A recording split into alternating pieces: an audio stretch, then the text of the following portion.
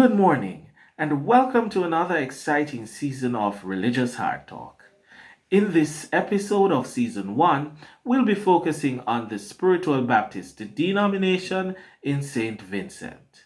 In this program, we'll be examining the circumstances that led to the passage of the Shakerism Prohibition Ordinance and factors that led to its repeal. We'll also be exploring the beliefs and symbols of the Spiritual Baptists, and finally, we'll be exploring their organizational structure. We'll be back after these messages.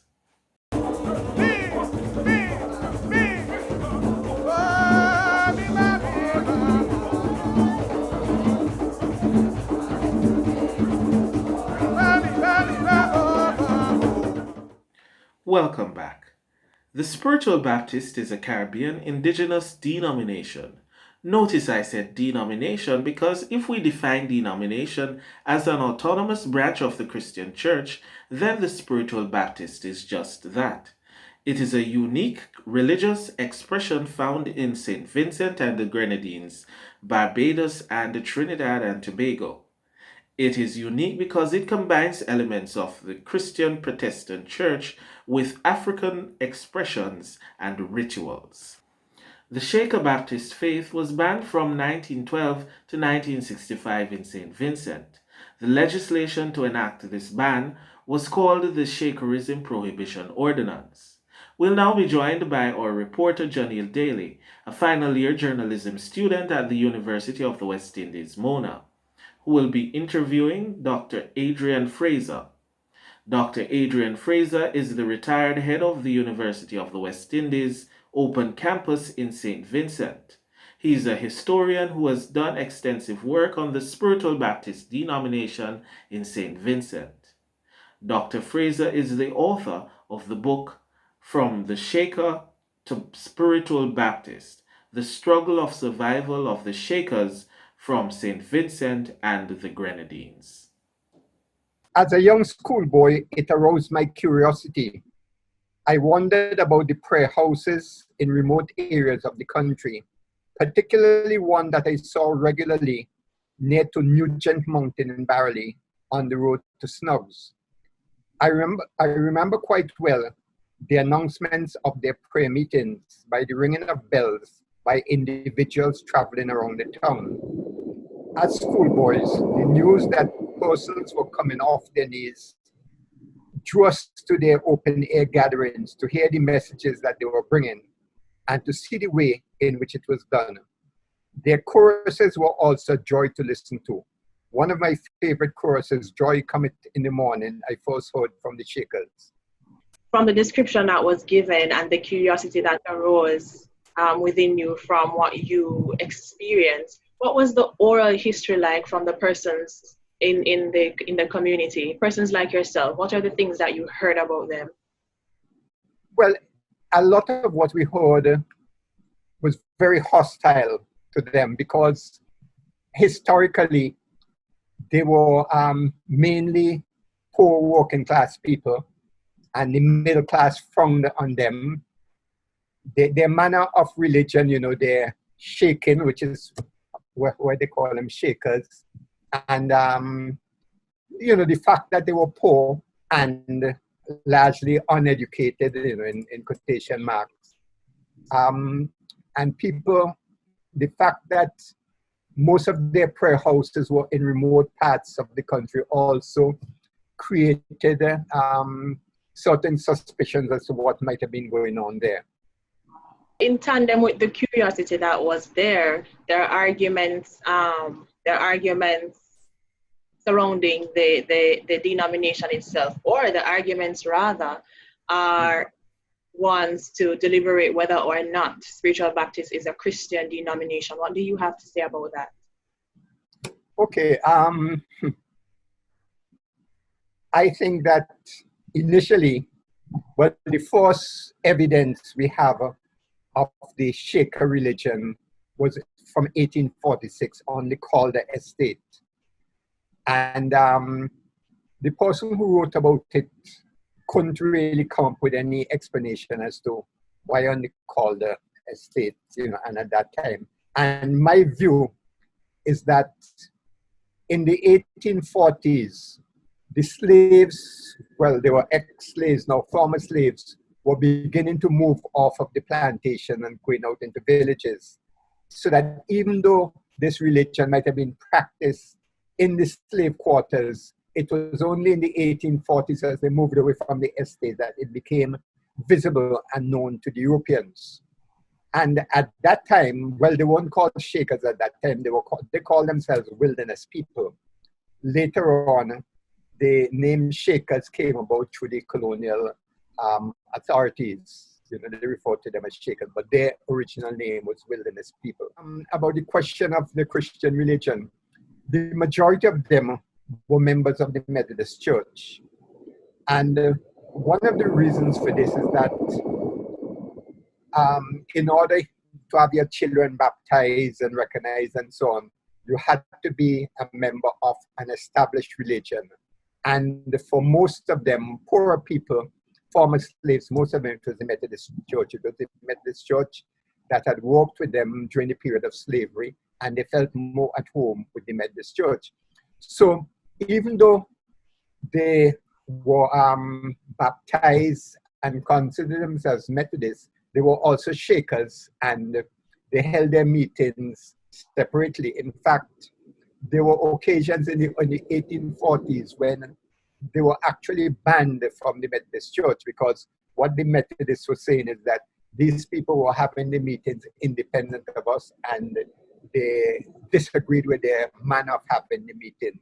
But largely, and in fact, in 1905, when a corporal of police was asked to do a study and to report on them, he mentioned that most of their hymns were Methodist hymns, and over the years, the form of the structure of their worshiping followed the Methodist line. So they have that connection, and as I said, some of them attended the Methodist Church.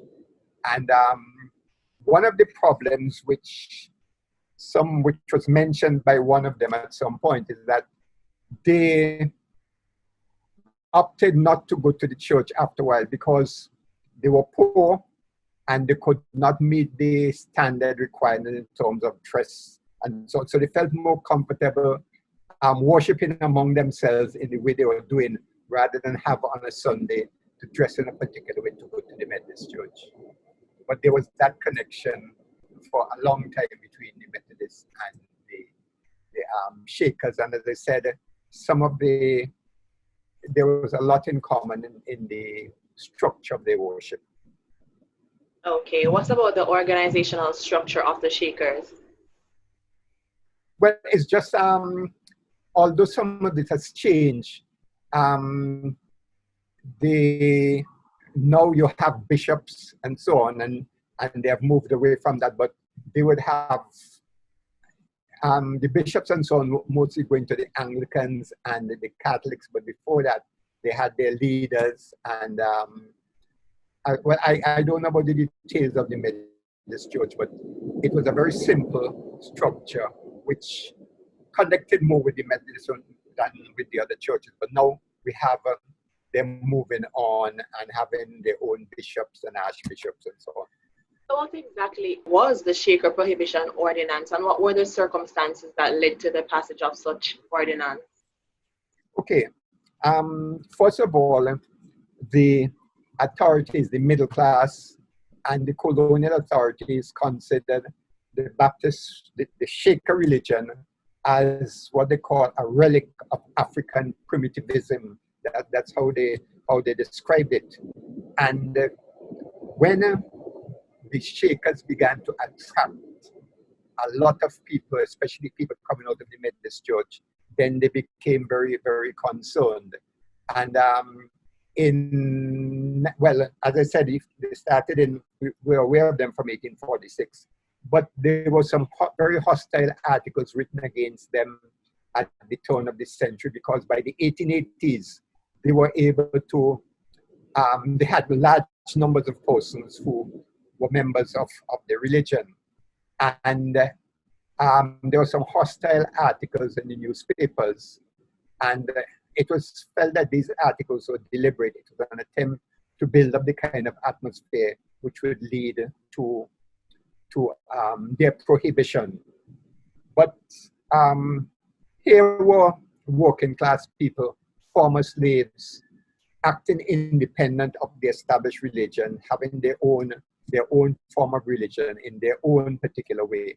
And I think that the authorities frowned on that. And remember, we are talking about a colonial period when you were supposed to follow the established rules and so on. And here were people operating outside of that structure. In St. Vincent, you had, in 1862, riots, which came just before the 1865 Moranbah Rebellion in Jamaica, which was more widely known. But there were these riots in St. Vincent in 1862. And some of these Shakers, or as they were called, or they call themselves, as I mentioned before, wilderness people, some of them, it was felt, were some of the leaders of these groups that were involved in the riots. And all of that really turned the attitude of the crew that these are people they had to look and try to curtail in some way. And I see something here, for instance, that in 1881, they had overtaken villages and estates in areas around Georgetown and overland. You could see that it was spreading quite a lot, and all of this created concerns by the authorities. So in 1912, the administrator then, Gideon Murray, who after whom Murray's village and Murray's road is named, he was the one who introduced the bill. And I should mention that before they introduced the bill, they had invited the police to prepare a report, which the police did. And one of the things they used against them was this view, and they contacted the medical people who said that a lot of the people who came to their clinics were people who professed to be Shakers, and that they figured they were suffering from some sort of mental disorders, and that was one of the things they used against them.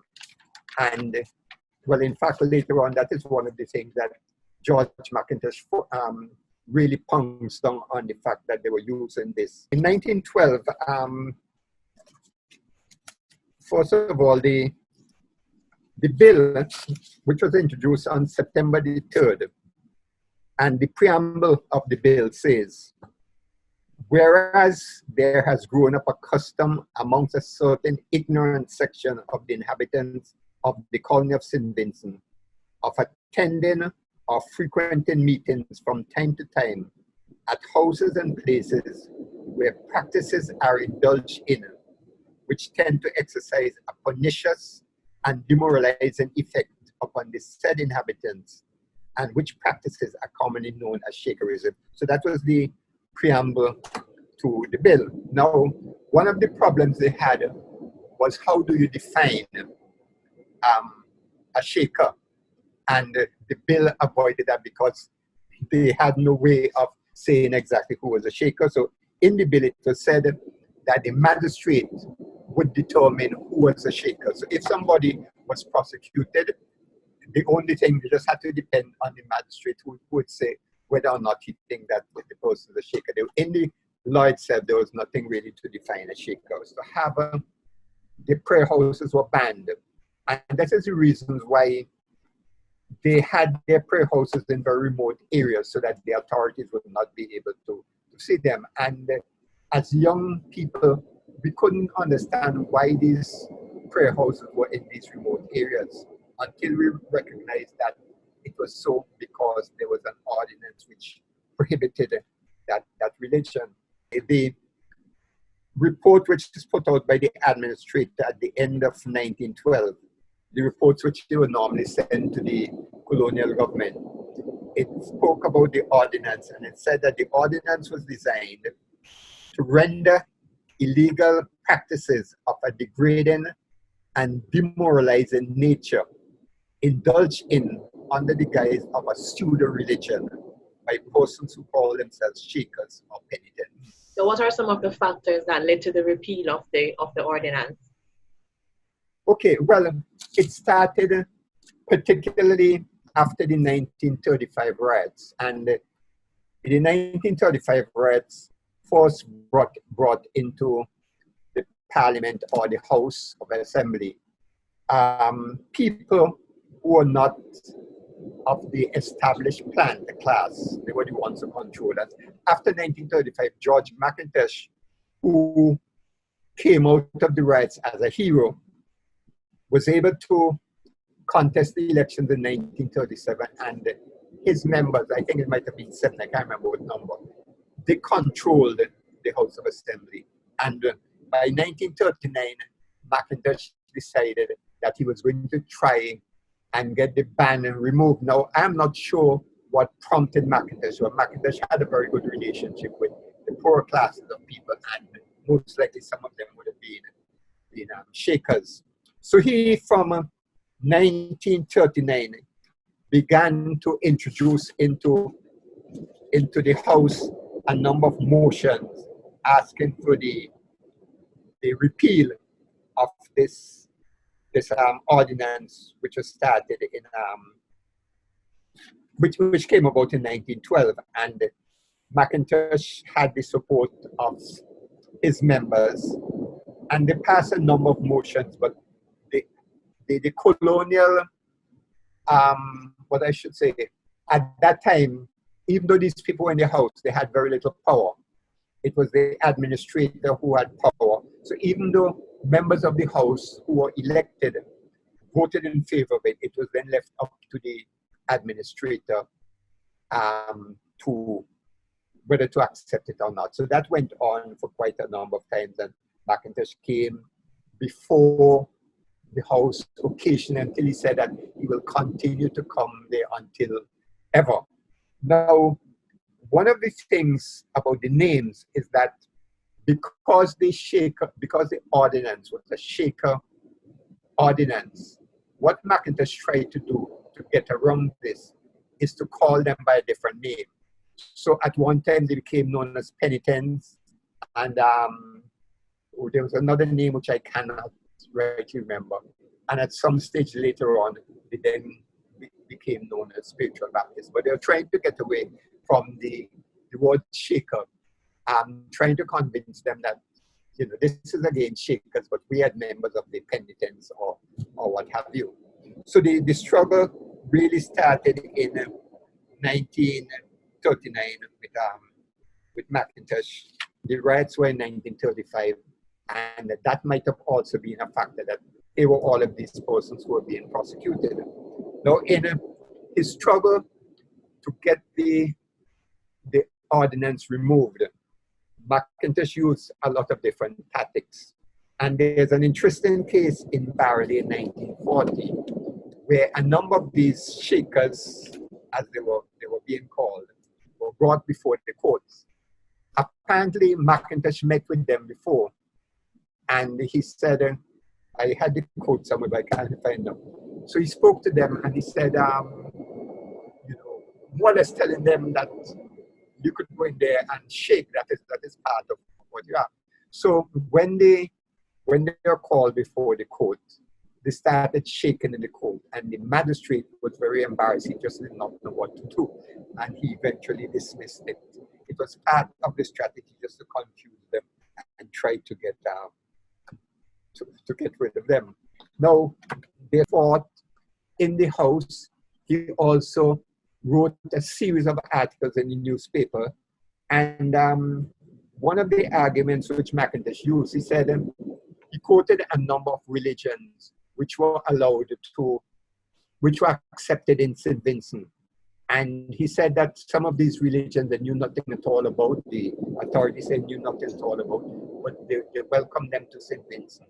Whereas these people, simply because they were poor and so-called uneducated, were not accepted. His argument was that people who are considered Christians should be allowed to worship God in whatever way they choose. And that was one of the things which he used before. So there was a long struggle from 1939. And by the 40s, sorry, by the mid 40s, the authorities realized that public opinion was turning against them because there was a big change in St. Vincent after the riots. You had, people. It was no longer the planters who controlled the country. There were middle class people who were becoming involved and who at least had entered parliament. So even though the ordinance still remained, they never prosecuted a lot of these people. Sometimes they arrested them and just let them go. Now, one of the things which has developed over the period is that, although I said at the beginning, these were largely poor people who were considered uneducated, what happened in the 1980s in particular was that a lot of middle class people became members of the Shaker religion. For instance, in St. Vincent, Panel Campbell, who was a member of parliament, was supposed to be a Shaker or professed to be a Shaker. So it was being widely accepted, and you no longer had only poor, uneducated, in inverted commas. You also had middle class people who are now becoming members of the Shaker religion. That is something which began to change attitude of the people towards religion. And when I decided to write this book, let me just mention before that in 1994, around the time when, was it 1994 when Nelson Mandela was released from prison, the Shakers held a meeting, and they were trying to show that the prosecution which they faced was similar to the prosecution which Nelson Mandela faced. Now, a member of the Spiritual Baptists had told somebody who was doing research, and let me just quote what she said. A member of the religion told the following to the author, Janet Henney, and I quote, "The police used to persecute us like in the days of Saul. At meetings, you couldn't shout. They would imprison you, take you under arrest, and make a case. One Sunday, there was a baptism, and from it, they were in a meeting. Some police arrest and beat them. They had cattle carts. They handcuffed them and thrown them in the carts like beasts. Some got away and ran and hid. Some got sick. Some got, 6 months, 9 months, 4 years." So they identified very strongly with the struggle of Nelson Mandela, because what they're saying, they went through similar things from the time the ordinance was, from the time their religion was banned in 1912 up until it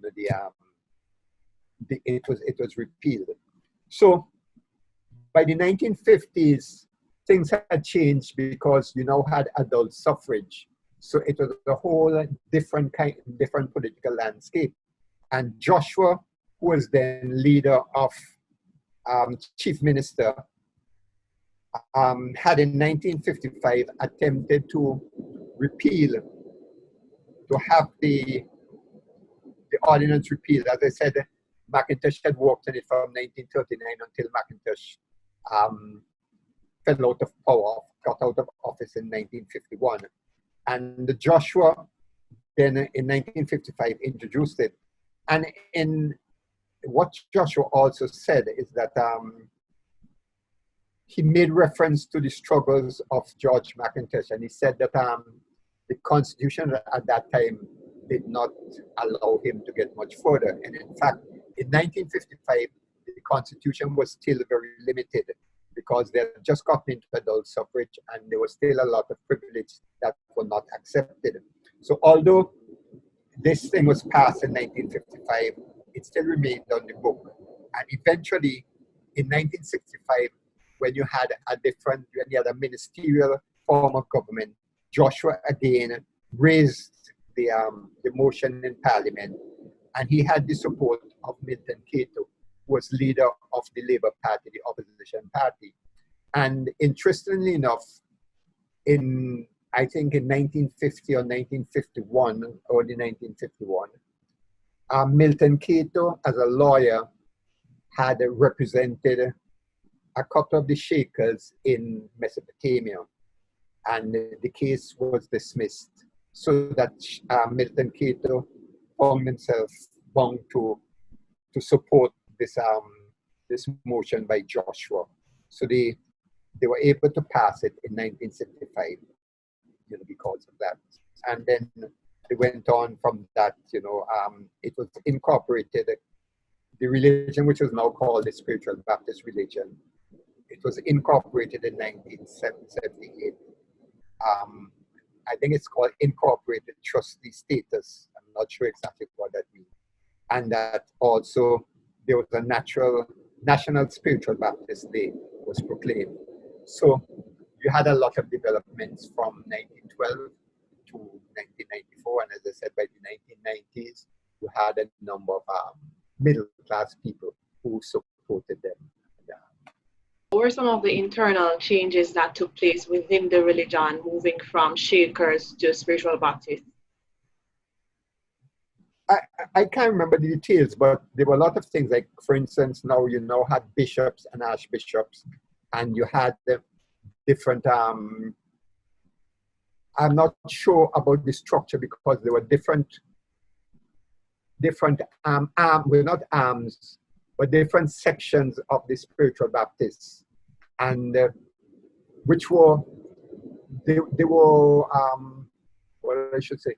They in themselves, there were differences between them. So some of them had their own bishops and archbishops, but they would get together occasionally. So there were a lot of changes taking place, and they were beginning to incorporate more of the structures of the traditional churches, but particularly when they got to the bishops. And well, I think the Methodists are now thinking of bishops, but they would have patterned themselves after the Anglicans and the Catholics in terms of the bishops and archbishops. So that as they went along, they were incorporating more of the aspects of the traditional religion. But they still remain basically a sort of Methodist based in the simplicity of their services. You mentioned just now a case that was tried in Mesopotamia, as well as earlier you had mentioned the spreading of the Shakers throughout St. Vincent. I'd like to know what influence did proximity have on the shaping of the Spiritual Baptists in relation to the Eastern Caribbean islands and the other islands, because I realized that some reference was being made to Spiritual Baptists in St. Vincent, and also or likening it to Spiritual Baptists in Trinidad. Well, the thing is that in Trinidad, you had what is called the Shouters. And in fact, the Shouter religion in Trinidad was declared illegal in 1917. And the Attorney General in Trinidad, when he was introducing his own piece of legislation, it was patterned after 1912. And he, I think, made an error by saying that after the religion was banned in St. Vincent, a lot of the Spiritual Baptists, the Shakers from St. Vincent, came to Trinidad, and they constituted that. But around the time, around 1912, while the religion was being banned in St. Vincent, the Shouter religion also existed in Trinidad. And now you have the Shouter religion and the Spiritual Baptists. Well, I don't know if they still call it, I think they call themselves Spiritual Baptists now. And then you have Barbados, the Spiritual Baptists. But originally, it seems that the original Shaker religion was really in St. Vincent. And then you had the Shouters in Trinidad. And from then, you had other countries adopting the Spiritual Baptist religion.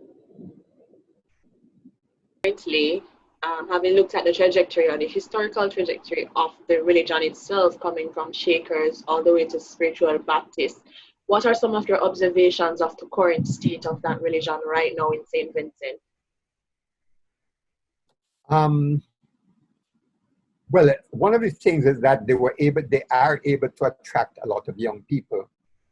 And because it is more widely accepted, I think that people who in the olden days might have been Shakers but who did not want to specifically to openly identify with them again because of the laws and so on.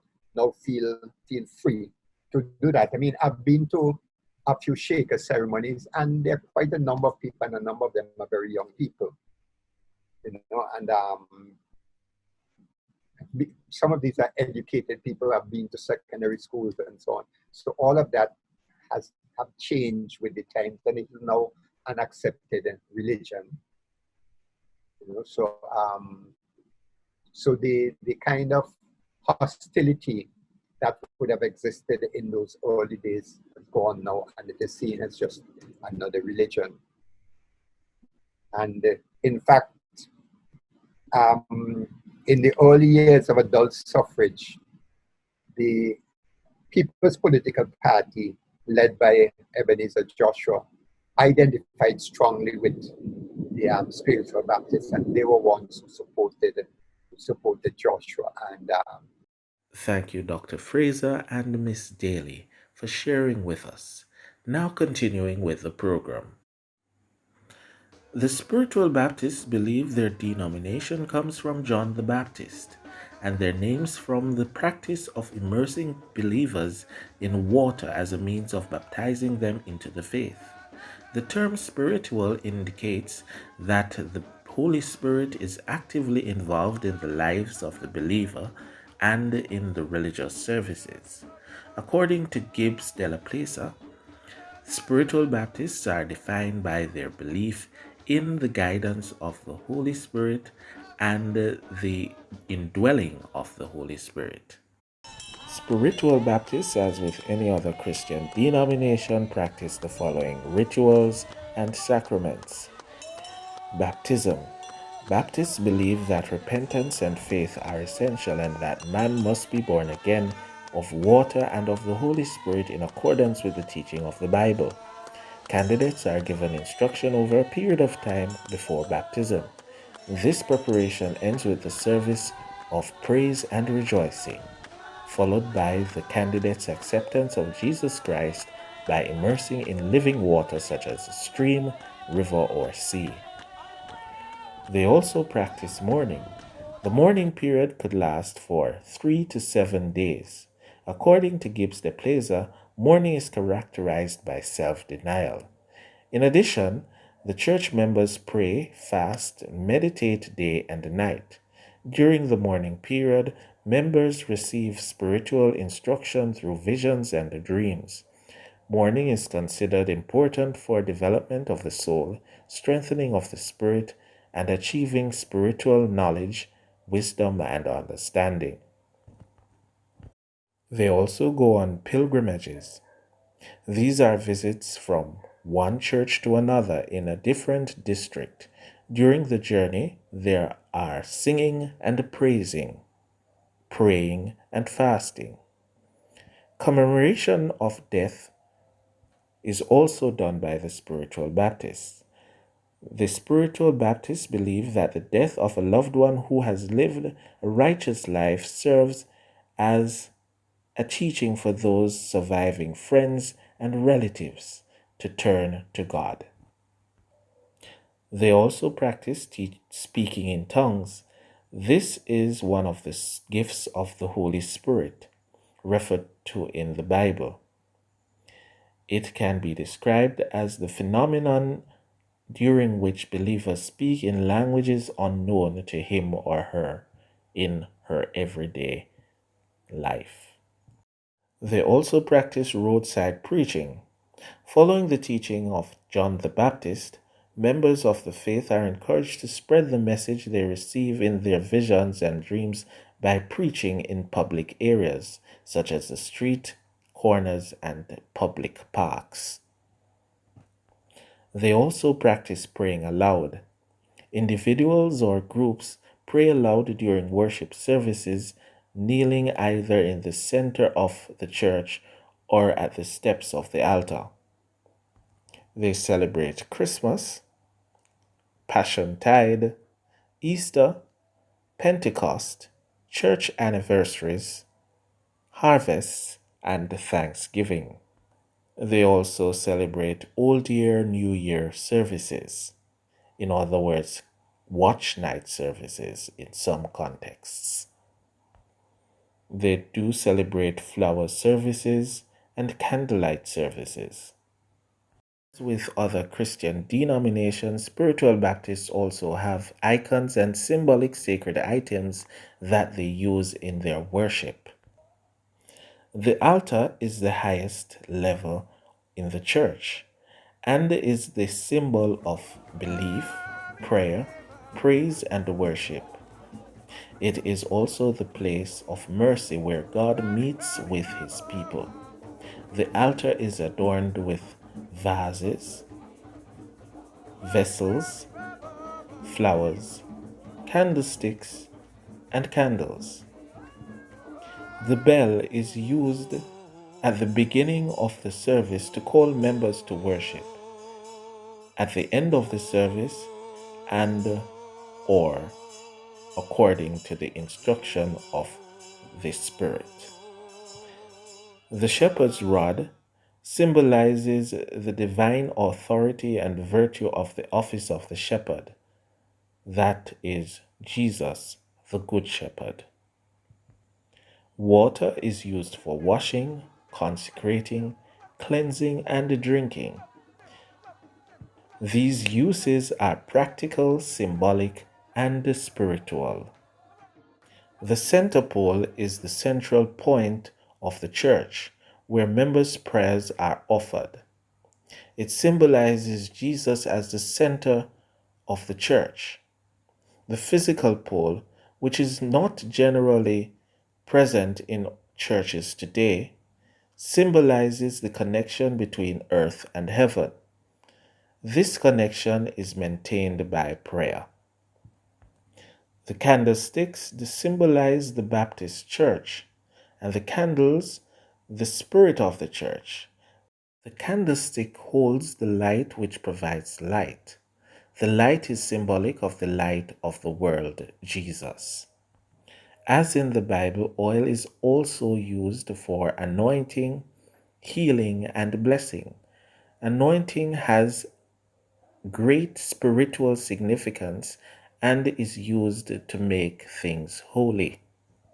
Flowers are God's handiwork and are used to decorate the altar, center pole, and the corners of the church. These represent man's first habitat, the Garden of Eden, and symbolizes the beauty, fertility, and brevity of life. Incense provide a sweet aroma that symbolizes the prayer of the faithful that rises in the air to God. We'll now hear from some spiritual Baptist practitioners telling us what these symbols mean to them. The bell is used for more than one reason. More than one reason. One is an awakening. Number two, it brings harmony. It brings harmony. Harmony in the sense of when we hear the bell, we know that it's time either to start or to finish. Secondly, third, if we were to listen to the bell and the tolling of the bell, we would know from outside what is taking place inside, just by the tolling of the bell. Because there are times in our faith where the bell needs to be ring out loudly, and there are times in the faith when the bell needs just to be tolled. If the Bible calls it, not by its name, but it is termed as a high-sounding cymbal, so that it gives off a song. It's a song that you can hear anywhere you are. During the service, you would see practitioners move, maybe 2 or 3 at the same time, depending on the service, on the mood of the service, to ring the bell. It is because at that time it harmonizes the atmosphere, so that according to the hymn that is being sung at the time, as I said, the practitioner or practitioners may move together and they will ring the bell. in such a way that it harmonizes what is happening, it harmonizes the atmosphere. It brings together the hymn or the song, the mode of the people, and everything comes together and blending as one. So that the bell is very significant in our worship. Very, very, very significant.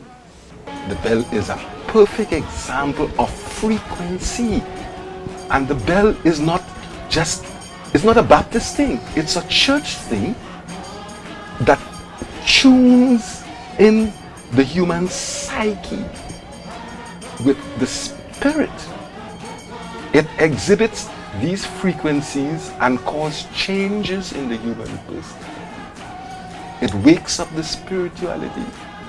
It makes human beings find a level of connection with God. It has to do with the balance of the mind. It has to do with mental processes, chemical processes. And when people hear Baptist people ringing a bell, they think it's nonsense. But this is not only about the Baptist church. Every church that you go to, you would automatically see a bell. You would hear a bell. But if the Baptists ring a bell, that is the Baptist being Baptist. There are two Baptists, and that's a problem. So you have these nuances in Baptist practices and rituals that are frowned upon and considered stupid or nonsensical. And it is only when the Baptists do that it poses problem. But if you do not have these things, if you do not have music, all psychologists know that music is of critical importance. All faiths know that music is of tremendous importance to relating to God. In fact, the human voice is so central to connectedness with God. Singing, is authorized and commissioned throughout biblical texts and other religious texts. If you check the Hare Krishna people and they chant, it is so important, relating to this spiritual dimension in this particular way. But in the Baptist faith, it is considered, in a sort of way as the Baptist nonsense. And this society has to really get with it and study these things to be able to determine the level of benefits. And we have to raise the level of scholarship, for want of a better directive, if we are to get anywhere or to make sense of the world.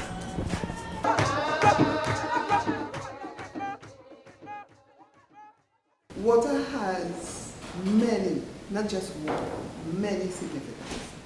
One, it is used for cleansing. And for each one, we can find a reference in the Bible, so that it is not something, it is not far-fetched, it is not what people would want to term as witchcraft. It is not none of it. It's biblical, it's spiritual. Water is peace. Water is life. Water is purity. Water is cleanliness. Right? You survey water, you survey the corners with your loader. Sometimes someone have the calabash also, and they go in behind throwing the water in the name of God the Father, in the name of God the Son, and in the name of God the Holy Spirit. 3 persons, but one God. Well, the water in the calabash indicates life. It also represents life. It can give life, and it can also take life. That's the representation of the water. But the water in the calabash, a boat cannot sail without water. And the water in the calabash indicated that, all right, the boat becomes like a vessel, and it sails with water. Not only that, the water in the calabash are mostly used for the quietness of the presence of God. In other words, what you normally do is you water the field with the water in the calabash, indicating that there is a calmness, all right, there is a gentleness, and there is a humility in the house of God. In our faith, water is, just as one way we want to say, what is life? Water is to generate energy. Number one, for blessing. Number two, to revive yourself, your spirit. And when you feel like all is lost, and you were to get, whether it's sprinkled, whether it's 3 sips of water, it revives you. It's just as a baby would survive and could only survive in the womb of the mother, in the water bath. It comes right back to water is life. So it starts from the womb straight over to the tomb. There are souls among us, there are people among us who are dying in their situation. And sometimes, as you said, we give them water to drink. It quenches thirst, it brings renewal, it refreshes the spirit man. It brings hope. Water is very, very significant because it's the very water that we get baptized in. It may be in a bigger quantity, but it's still water representing that death to sin, and that rising in the newness or the new life.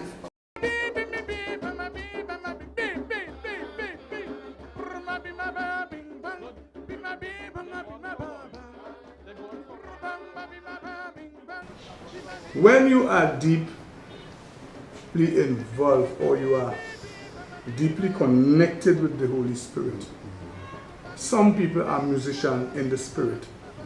And what normally happens is, they do not play music of themselves, but they hear music. And when music comes to them, they play just what they hear. They do what they sing exactly what they hear. And that brings a different vibration all entirely. And through that, they can do wonders. Miracles can happen. All right, healing can take place. Yes, there has a vibration that they can be connected. They can be connected to another person. All right, 2 persons could be in connection, one with another, playing sweet music, and will have the whole congregation on fire. The Bible says, when you're baptized with the fire and the Holy Ghost. There's one that comes out of this with the fire and the Holy Ghost. And that is the time then that you will know that the Holy Ghost is something that is true and natural. Let me just say,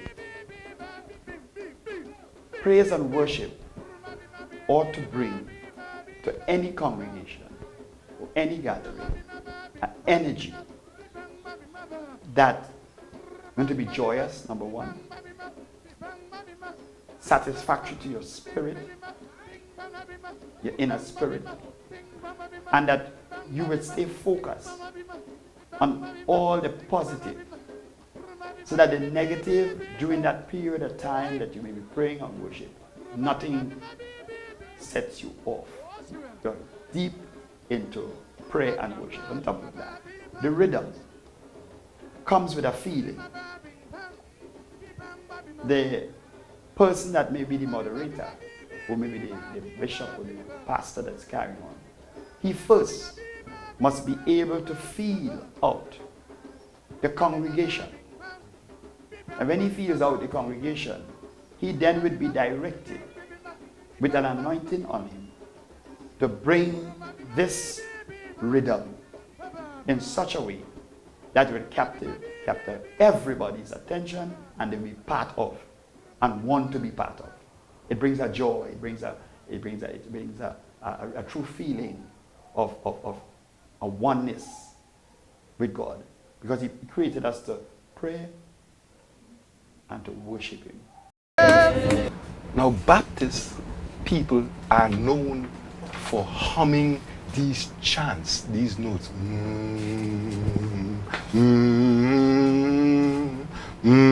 And when they sing them in harmony, it does even more. It is believed to be even more. What I'm saying here is not a religious thing.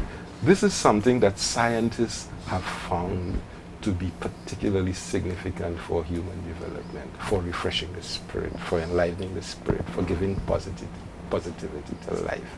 And all of these concepts can be proven scientifically. You can find these concepts on the internet, you can find these concepts in books. I will now list and describe the leadership positions of the Spiritual Baptist Church. There is the leader. This is the head of the church. He is the officiating minister who is gifted in the leading of the flock. He is often the ordained minister called reverend. He may also have other spiritual designations as pointer or teacher. There is also the mother. She is the female counterpart of the leader.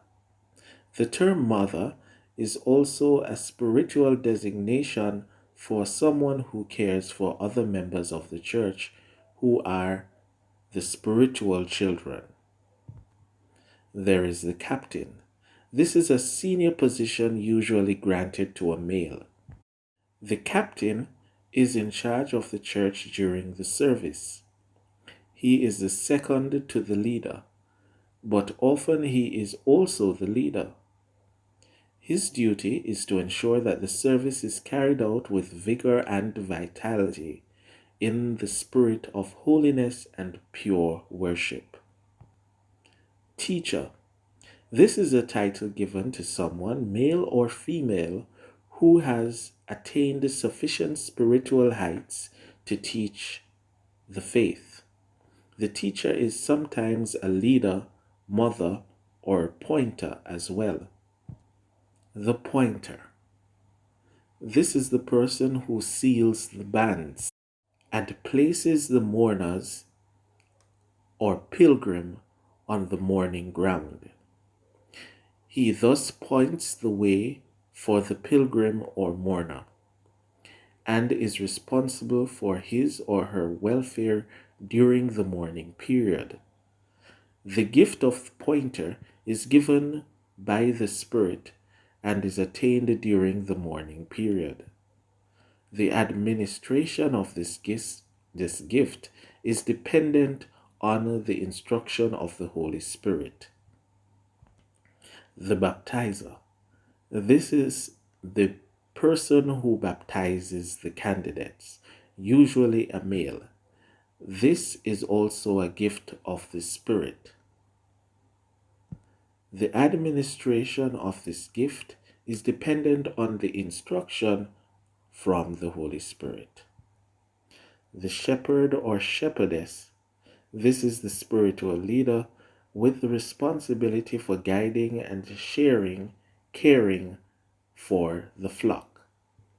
Potential leaders receive this gift early in their spiritual career.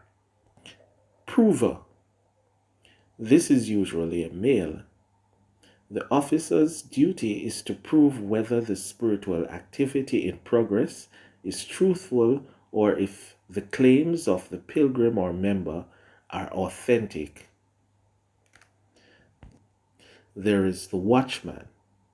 The watchman is usually male who stands guard, usually at the door, and is alert to the arrival of visitors and their activities and intentions.